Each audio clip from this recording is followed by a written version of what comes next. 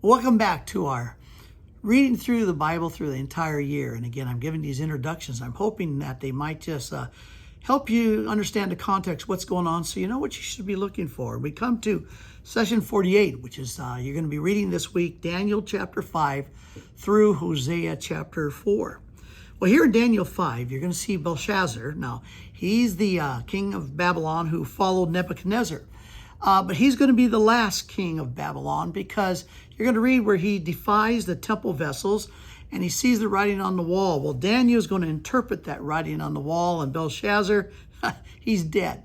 And judgment's going to come in the end of the Babylonian Empire, because the Medo-Persians are going to come with Darius.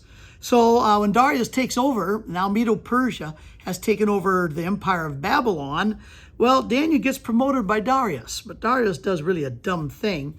He declares that he wants to be worshipped by all of his subjects. Well, Daniel won't do that, and so Daniel ends up in the famous lion's den, and you're going to read all about that. When you come to chapter 7, that's going to be Daniel's vision of the four beasts, which are really the prophetic visions of all the major world dominions before the coming of Jesus Christ and his kingdom.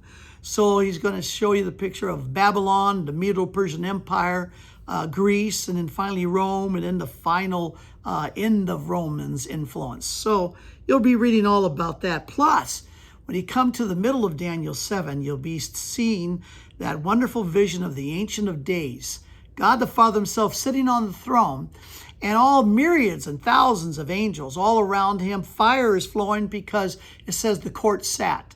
That is, there's going to be judgment. And right there it says, one like the Son of Man appears before the Ancient of Days and receives the gift of a kingdom, a dominion forever. And that all the saints from every nation and persons and languages will all be part of this gift, this kingdom, this dominion that the Ancient of Days is going to give to one like the Son of Man. Why do you think that was the favorite self-title that Jesus would use of himself in the New Testament?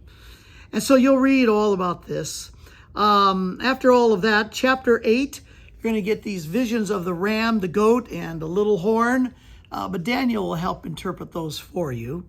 When you get to chapters 9 and 10, the future plan that God has for the restoration of Israel, of his people, that's all laid out there in chapters 9 and 10. Now, when you come towards the end in chapters 11 and 12, you're going to get a prophetic statement of the Battle of Armageddon, which is restated again in Revelation chapter 16.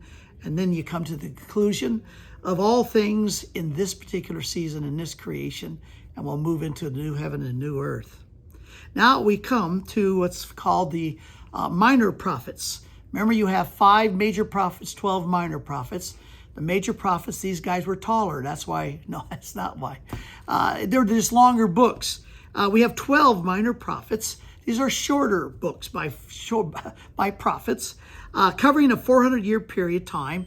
And it covers times when the northern kingdom of Israel was doing well, but messing up. The southern kingdom of Israel not doing well, but then starting to mess up. And then even after exile, after the Babylonians take the children of Israel out to exile to Babylon, these are prophets who were in existence at that day, at those particular times. Like for example, in the northern kingdom, you're going to have Jonah, Amos, and Hosea.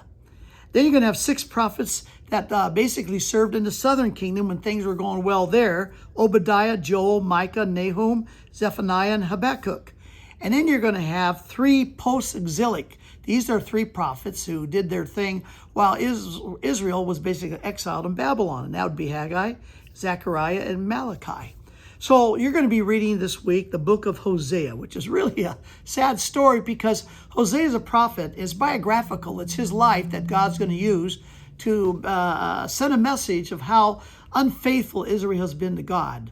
Hosea marries a woman. Her name's Gomer. Don't ask me why he'd marry a woman named Gomer, but she's a prostitute.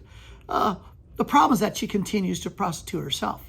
And the picture there's, of course, that God's love for Israel, much like Gomer's love for his wife, and yet she goes a harlotine. She's a harlot, and she continues to be unfaithful to him in his love. And it's a very, very painful experience, an illustration of what Israel's doing to Jehovah. finally, the judgment will come, and Assyria is going to come to that northern kingdom, as you know, and they will be taken in exile.